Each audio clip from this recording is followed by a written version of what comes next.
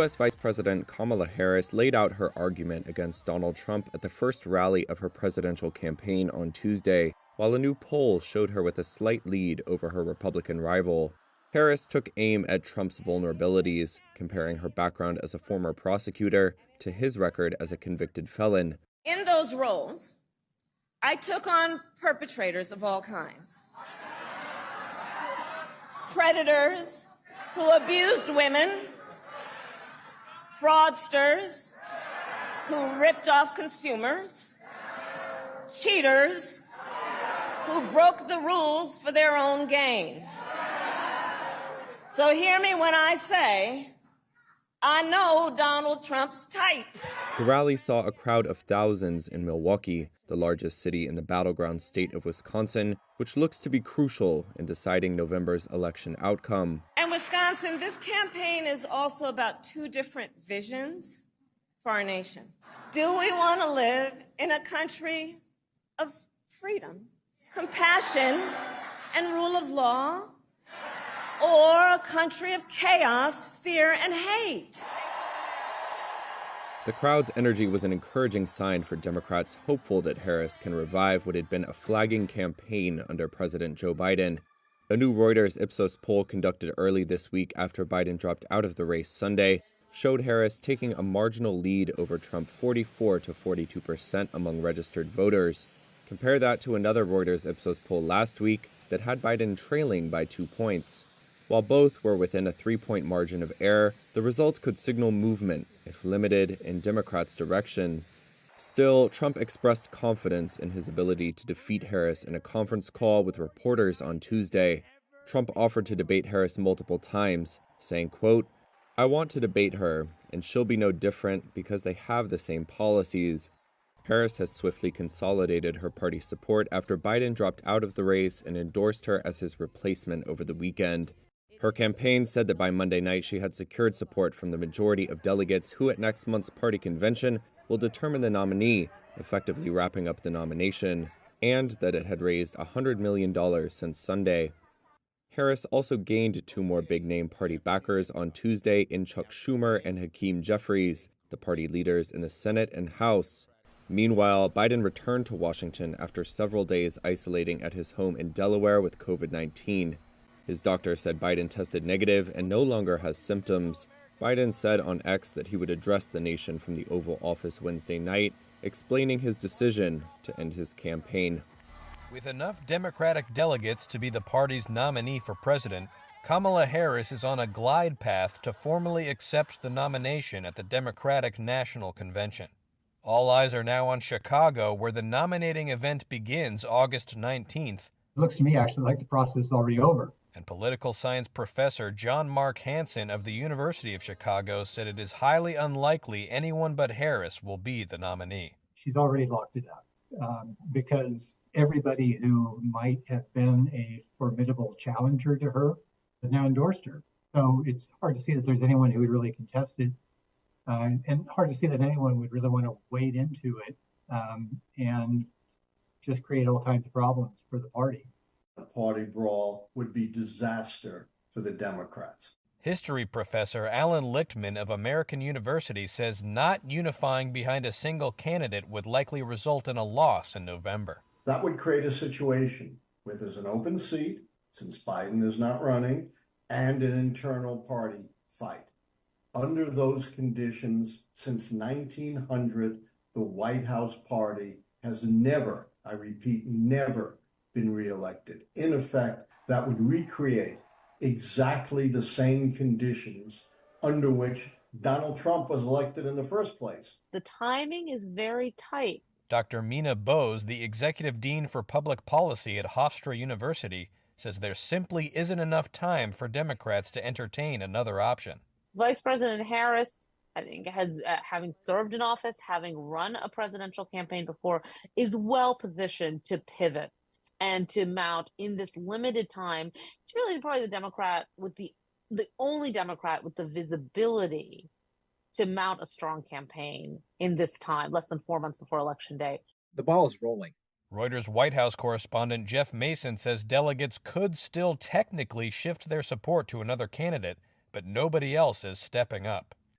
that doesn't mean she wouldn't probably welcome a challenger. I think that they are sensitive to looking like it's in a process of anointing rather than a process of earning people's support. And she used the term earn in her statement after President Biden stepped aside. It is my intention to go out and earn this nomination. There aren't challengers coming forward to go against Kamala Harris, in part because they just want to have a name, have somebody at the top. She's the natural successor to Joe Biden, and get moving and start working on that race against Donald Trump. Palestinian factions have agreed to end divisions and form an interim unity government during talks in China that ended on Tuesday. That's according to China's foreign ministry. China appreciates the efforts made by various parties for reconciliation and warmly congratulates the signing of the Beijing Declaration. The statement said the Beijing Declaration was signed by 14 factions, including rivals Hamas and Fatah, during a closing ceremony which ended reconciliation dialogue held in the capital from July the 21st to the 23rd. Senior Hamas official Musa Abu Marzouk. We're signing an agreement for national unity to say that the way to continue this path is our national unity, and that's why we're adhering to our national unity. We call for it, and we won't let anything affect this national unity. Our dear brothers and friends, this is a historical moment. We ask God to help us achieve what we signed on. But will this deal survive on the ground? Previous efforts by countries to reconcile Hamas and Fatah have failed to end 17 years of power-sharing conflict that have weakened Palestinian political aspirations. The meeting was held amid attempts by international mediators to reach a ceasefire deal for Gaza. One of the sticking points has been the day-after plan, how the Hamas-run enclave will be governed once the conflict between Israel and Palestinian militants ends. Currently, Hamas runs Gaza and Fatah forms the backbone of the Palestinian Authority, which has limited control in the Israeli-occupied West Bank. Israel has dismissed the deal. Prime Minister Benjamin Netanyahu has said his goal is to destroy the Iran-backed Hamas group, opposing its rule in a post-war Gaza administration. Details of the agreement did not set out a timeframe for forming a new government. Israeli Prime Minister Benjamin Netanyahu was in Washington, D.C. on Tuesday, a day before he's set to speak to a joint session of the U.S. Congress. But even abroad, he could not escape pressing challenges back home. Video and images released by his office showed him meeting with families of Israeli hostages believed held by Hamas in Gaza. He told family members that, quote, the conditions are ripening for a ceasefire that would bring some of the captives home. But senior Hamas official Sami Abu Zuhri told Reuters there was nothing new in Netanyahu's stance. He said, quote, Netanyahu is still stalling, and he is sending delegations only to calm the anger of Israeli captives' families. That anger was on full display in the days before Netanyahu left for Washington. Mr. Netanyahu, this is not the time for a show trip. Danielle Aloni was held captive in Gaza along with her 5-year-old daughter before they were freed in a November ceasefire. Adina Moshe is another former hostage. I call on you, Prime Minister, don't go before you sign the deal. Save those you can. There are living hostages. There is no time. Hamas gunmen killed 1,200 people and took more than 200 captive in an October 7th rampage through Israeli communities, according to Israeli tallies. In a week-long truce in November, more than 100 hostages were freed in return for 240 Palestinian prisoners. Hamas and other militants are still holding 120 captives, around a third of whom have been declared dead by Israeli authorities.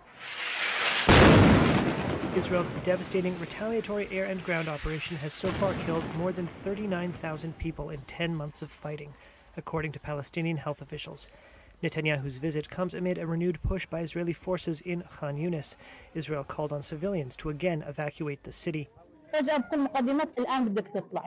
Those forced out include Ibtital al-Brahim, along with her family. She told Reuters they had to leave without food, water, or essentials.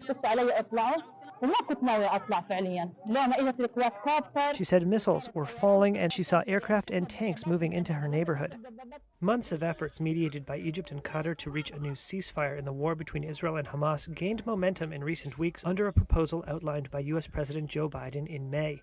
An Israeli negotiation team was due on Thursday to resume talks that would include hostages being released in return for Palestinian prisoners held in Israeli Secret jails. Service Director Kimberly Cheadle has resigned after her agency came under intense scrutiny for failing to prevent an assassination attempt on former President Donald Trump.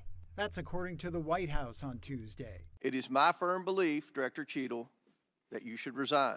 It comes after Cheadle faced bipartisan condemnation before the House of Representatives Oversight Committee on Monday, where she declined to answer questions from frustrated lawmakers about the security plan for the rally and how law enforcement responded to the suspicious behavior of the gunman. I don't want to add to the director's terrible, horrible, no good, very bad day, but I will be joining the chairman in calling for the resignation of the director, just because I think that this relationship is irretrievable at this point. President Joe Biden said in a statement that the independent review of July 13th would continue and that he would appoint a successor soon. The agency did not immediately respond to a request for comment. Representative James Comer, chair of the House Oversight Committee, said in a statement, "While Director Cheadle's resignation is a step toward accountability, we need a full review of how these security failures happened so that we can prevent them going forward."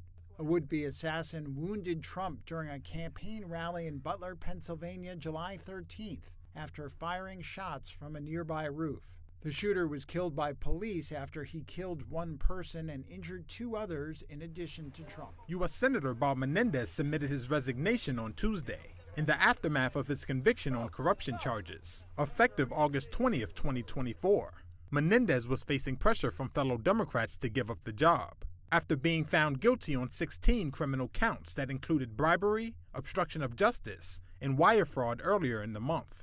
The Senate on Tuesday entered his resignation letter into the record. Without objection, the letter will be printed in the record and spread upon the journal. The trial centered on what federal prosecutors called several overlapping bribery schemes, in which the senator and his wife accepted hundreds of thousands of dollars in cash, gold bars, and car and mortgage payments from 3 businessmen. In exchange, Menendez, a fixture in Washington for more than 3 decades, helped steer billions of dollars in American aid to Egypt and tried to influence the criminal prosecutions of 2 of the businessmen, prosecutors said. Menendez plans to appeal. His sentencing is set for October 29th, a week before the November 5th presidential election. Democratic New Jersey Governor Phil Murphy will appoint a replacement for Menendez. Until then, his resignation will temporarily reduce the Democratic majority in the Senate to 50 to 49. Anti-government protests have been a common sight across Kenya in recent weeks. But these demonstrators, riding motorbikes through the capital Nairobi on Tuesday, are rallying in support of the government. We will make sure that businesses must go back to normal in this town. We condemn the protests. The pro-government protesters clashed with anti-government rivals on Tuesday morning before being dispersed by police who fired tear gas. One anti-government protester said they were being unfairly targeted. The police are only targeting us, peaceful demonstrators, while hired goons covered in masks on motorbikes with concealed number plates are moving in plain sight as the police just watch. Who are they? And what kind of country is this? Protests erupted in June against proposed tax hikes. They have since grown into a wider movement against President William Ruto's government. More than 50 people have been killed after marches that were initially peaceful turned violent, with police opening fire. Anti-government protesters are calling for Ruto to resign and for systemic changes to tackle corruption and poor governance. On Friday, Ruto reinstated several cabinet members who had been dismissed a week earlier. That was, he said, to form a new government that would respond to the protesters' grievances.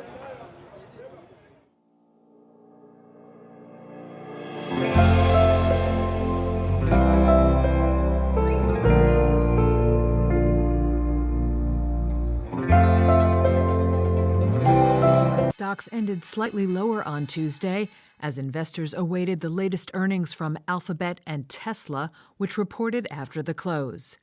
The Dow and S&P 500 each dropped more than 0.1%, while the Nasdaq lost a bit less than that. Shares of Tesla, down 2% at the close, dropped further in after-hours trading. The EV maker said its second quarter margin dipped as price cuts and incentives to spur sagging demand continued to hurt Tesla's bottom line. And shares of Alphabet, marginally higher at the close, rose about 2% after hours. The Google parent beat second quarter revenue estimates, driven by a rise in digital advertising sales and healthy demand for its cloud computing services. Wall Street's main indexes were little changed during most of the session, having given up meager intraday gains in the final minutes of trading. Joy Yang is head of product management and marketing for Market Vector Indexes. I think, stocks seem to be quite muted today, but this is on the back of some very eventful news headlines that we've seen over the past week, and some of them quite shocking and unexpected, moving the markets immediately. So I think we're seeing markets take a little breather. Helping subdue equity markets were disappointing earnings from household names. UPS, seen as a bellwether for the global economy, slumped 12% after missing earnings estimates. The stock closed at its lowest level in 4 years. General Motors dropped nearly 6.5%, despite second quarter results that beat estimates and a higher annual profit forecast. And Comcast lost more than 2.5% after missing its revenue estimates. On the flip side, shares of Spotify jumped 12% after posting a record quarterly profit. Chinese shoppers are becoming a problem for LVMH. The European giant owns luxury brands from Louis Vuitton to Tiffany, and it's taking a hit as consumers in China, usually big spenders on luxury, seem to have stopped splurging. Sales at the world's biggest luxury group did grow over the second quarter, up 1% to almost $23 billion. But that was down from 3% growth in the previous period and below analyst forecasts. Wednesday's numbers add to signs that the whole luxury sector faces a slowdown. Recent weeks have seen profit warnings from the likes of Burberry and Hugo Boss.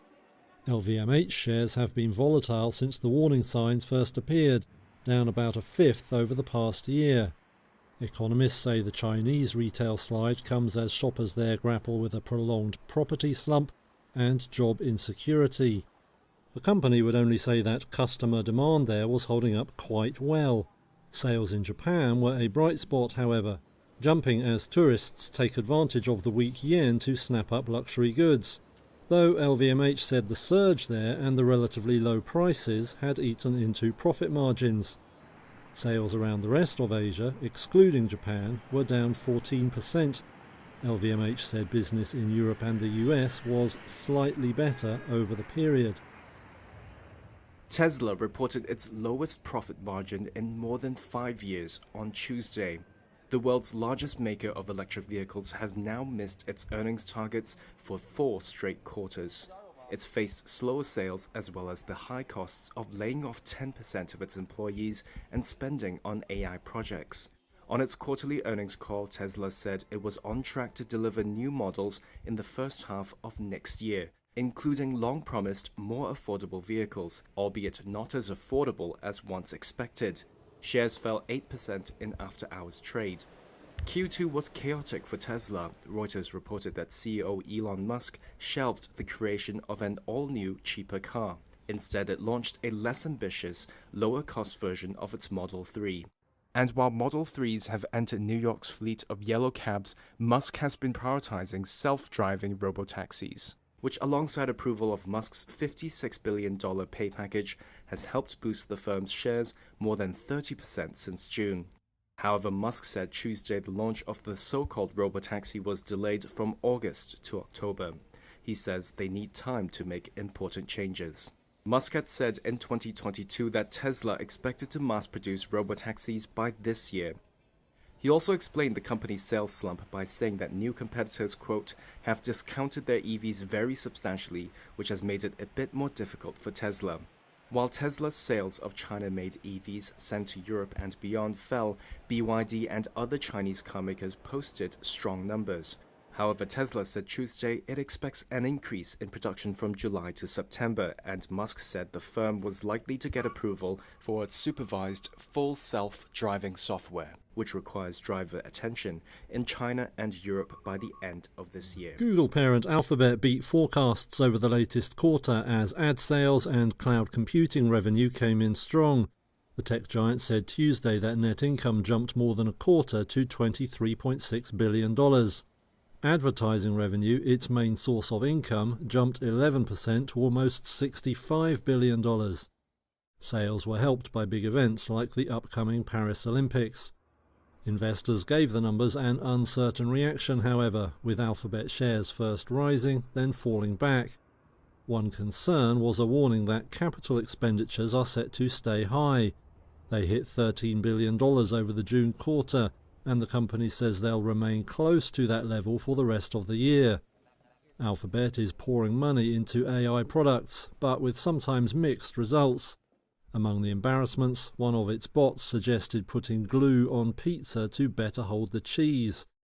Google subsequently pulled back on the technology to work out the kinks. Chief Executive Sundar Pichai remains bullish though. He says AI will soon become a major revenue driver. It's already helping to spur deals for Alphabet's cloud computing division, where sales jumped close to 29%. Consumers had a taste for Coca-Cola in the second quarter despite rising prices. The beverage giant announced Tuesday net revenue rose almost 3% to $12.31 billion, beyond analyst expectations. The firm said its average selling price went up just under a tenth in the second quarter. But volumes fell in North America by 1% as consumers proved cautious spenders. Coca-Cola didn't seem too worried about that Tuesday as it raised annual organic sales and profit forecasts. It signals faith buyers are willing to spend more for its higher-priced sodas, energy drinks and juices, mainly in international markets. Looking ahead, Coca-Cola forecast organic sales growth for this year of up to 10%, slightly up from a previous forecast. It also sees adjusted profit going as high as 6%, again up from its earlier estimates. Rival PepsiCo faced a tougher second quarter. It missed revenue estimates as frequent price hikes and competition from private label brands led to falling sales, mainly in the US. PepsiCo CEO Ramon Laguarta said this month there is much more price sensitivity across US income groups. Porsche hit a bumpy road in the first half due to falling sales and profits. Operating profit was down by just over a fifth to around $3.3 billion and sales dropped almost 5%. The luxury automaker said Wednesday updates to 5 out of 6 model lines also hit sales and costs. Its results were largely in line with analyst forecasts and shares rose in early trades. Investors weren't so calm the day before, however, when the stock price fell around 4%. Porsche surprised markets by cutting its outlook for the rest of the year on Tuesday. The firm blamed a supply chain shortage, which it believes will trim output by more than 10,000 cars. Porsche said a supply cut would affect production of all models and possibly lead it to shut down one vehicle series. Shares in Porsche have slipped since last May. A string of setbacks hit the German carmaker, from software problems to launch delays. Weakening sales in China also shook investor confidence. Rivals like Mercedes-Benz and Aston Martin have also warned sales will take a hit this year.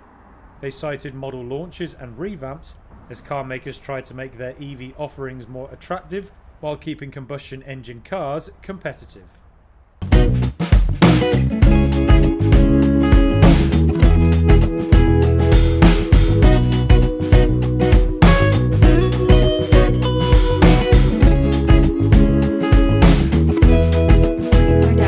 has raised her children in the spotlight, with all of their births, including her recent labor with her youngest son Rocky, aired on TV. This exposure has led to frequent scrutiny of her parenting, both positive and negative. Recently, she faced backlash for what some saw as a tone-deaf attitude. Kourtney Kardashian faced criticism after the latest episode of her family's Hulu show. Fans labeled her as privileged and accused her of setting unrealistic expectations for mothers. Commenters on social media remarked that she seemed to forget she has 3 other kids, implying her parenting style is only feasible for those with substantial financial resources. Critics argue that such an approach is unattainable for working-class families, making her appear out of touch and tone-deaf. Kourtney Kardashian also had her defenders. Some praised her dedication to motherhood, noting her protective and engaging parenting. One supporter wrote, "Kourt has always loved being a present mother, so I'm not surprised. Admire that about her." Kourtney has admitted her parenting style is controversial, but remains unapologetic. In the recent episode of The Kardashians, she told her mom and sisters she had no regrets about staying home with her newborn, even if it meant missing family functions, like the Aspen trip, which later turned into a disaster. This isn't the only recent controversy surrounding Kourtney Kardashian. Earlier this month, reports claimed the Poosh founder is going to extreme lengths to avoid her ex, Scott Disick.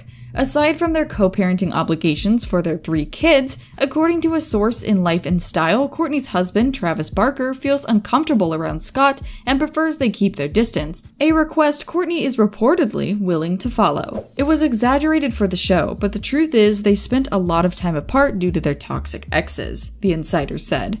Scott is still difficult during custody drop-offs and is bitter about Travis. Travis can't stand Scott, so he usually avoids the situation by leaving. Kourtney has not yet addressed the reports about her co-parenting dynamic with Scott.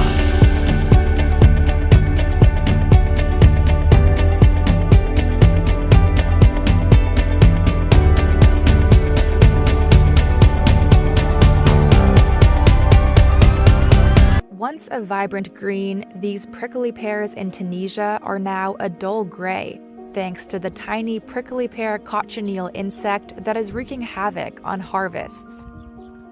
Cochineal sucks the sap from cactus pads, eventually killing the plant, and a chunk of Tunisia's economy, as many in the North African country depend on the plant for their livelihoods.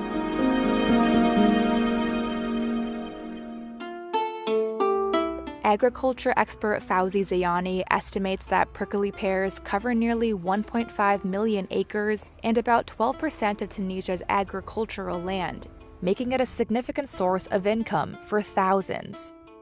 But when the cochineal insect came to Tunisia in 2021, things changed. وبالتالي هنا هذا كتنتشر نخسروا يعني تقريبا الثروة نتاعنا، واحنا كنا في تونس نعرفوا انه التين الشوكي يمثل معناها ثروة وطنية، يعني اعتقادي انها تكون الثانية بعد الزيتون. He adds, the pears are particularly important for women who spend their summer harvesting and selling the fruit. Selma Jardid is one of them.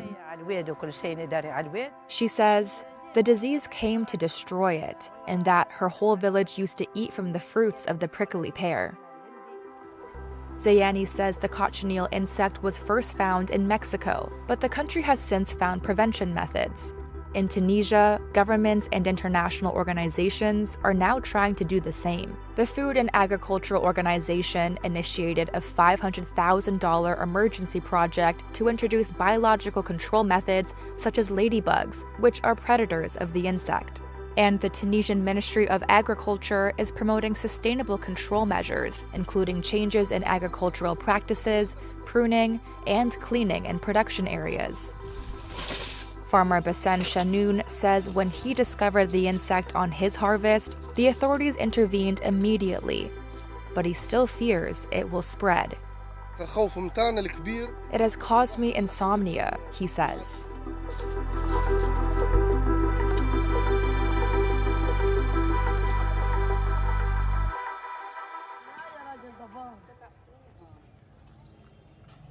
Doctor, over to you. Thank you very much. Thank you very much. This is not only because of the detection, but because of the very dire situation with water sanitation. As you may be aware, this virus is spread through fecal-oral way of transmission. In addition to that, as I said, the functionality of the health facilities, especially primary healthcare services that provide vaccination and other maternal and child health services to the population in Gaza, is critical, is basically not functioning that it used to function before. Also, it may spill over internationally, is at a very high point. So we would, together with the partners, need to work around the clock to make sure that the epidemiological investigation is complete, risk assessment is complete. This is going to be a very bad situation that we may face in Gaza. And we may have more people dying of different communicable diseases than from the injury-related diseases. Condition.